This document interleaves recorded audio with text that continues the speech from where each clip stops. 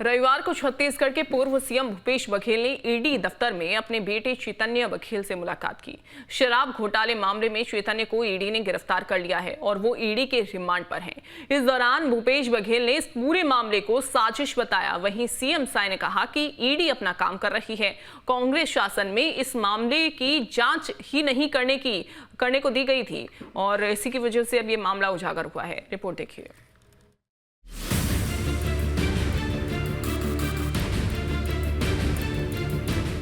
छत्तीसगढ़ के शराब घोटाले मामले में जब से प्रदेश के पूर्व मुख्यमंत्री भूपेश बघेल के बेटे चैतन्य बघेल की गिरफ्तारी हुई है, तभी से प्रदेश में सियासी हलचल भी तेज हो गई। इस बीच रविवार को भूपेश बघेल बेटे चैतन्य से मिलने रायपुर के ईडी ऑफिस पहुंचे। भूपेश बघेल के साथ उनकी बेटी और बहू भी मौजूद रहीं। भूपेश के ईडी दफ्तर में चैतन्य से करीब मुलाकात हुई। मुलाकात के बाद ईडी दफ्तर से बाहर निकले भूपेश ने फिर मामले में बीजेपी सरकार पर निशाना साधा। भूपेश बघेल ने कहा कि सरकार डरा धमकाकर और बदनाम कर विपक्ष की आवाज को दबाना चाहती है। ईडी नहीं बल्कि ईओडब्ल्यू वो भी लगातार जो लोग बयान दे चुके हैं, जो शपथ दे चुके हैं, कोर्ट में शपथ दे चुके हैं, उनको भी बुला के धमकी देने का काम कर रहा है। तो ये लोगों को डरा के धमका के फंसाना चाहते हैं और केवल एक ही टारगेट है, भूपेश बघेल और उसका बेटा।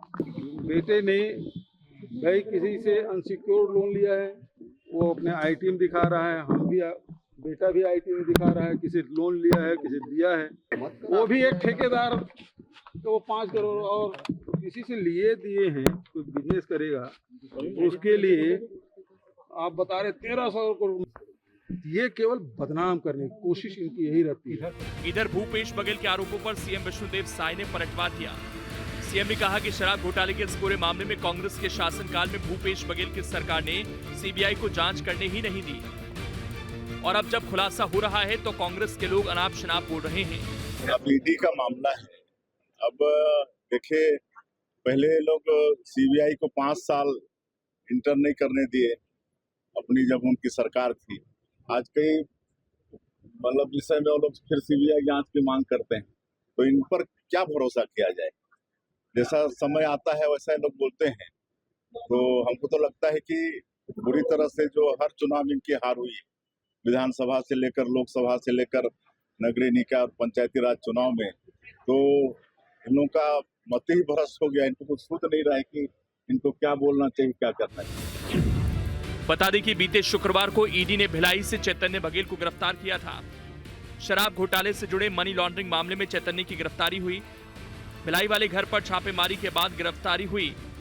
इसके बाद ईडी ने चैतन्य को रायपुर के स्पेशल कोर्ट में पेश किया। कोर्ट ने चैतन्य को ईडी के 5 दिन के रिमांड पर भेजा। ईडी का आरोप है कि चैतन्य ने तलाशी के समय सहयोग नहीं किया, इसीलिए उन्हें तुरंत गिरफ्तार किया गया। लक्ष्मी नारायण बंसल और पप्पू बंसल के बयान के आधार पर चैतन्य की गिरफ्तारी हुई। 100 करोड़ के लेन देन करने का बंसल ने बयान दिया था। एक ज्वेलर से चैतन्य की ओर से करोड़ों रुपए लेने का आरोप है। रायपुर के ईडी ऑफिस के एक कमरे में चैतन्य को बंद कर रखा गया है, जहां अधिकारी केस से जुड़ी पूछताछ कर रहे हैं। इधर कांग्रेस इस गिरफ्तारी के खिलाफ 22 जुलाई को प्रदेश स्तरीय आंदोलन की तैयारी कर रही है। Team news state.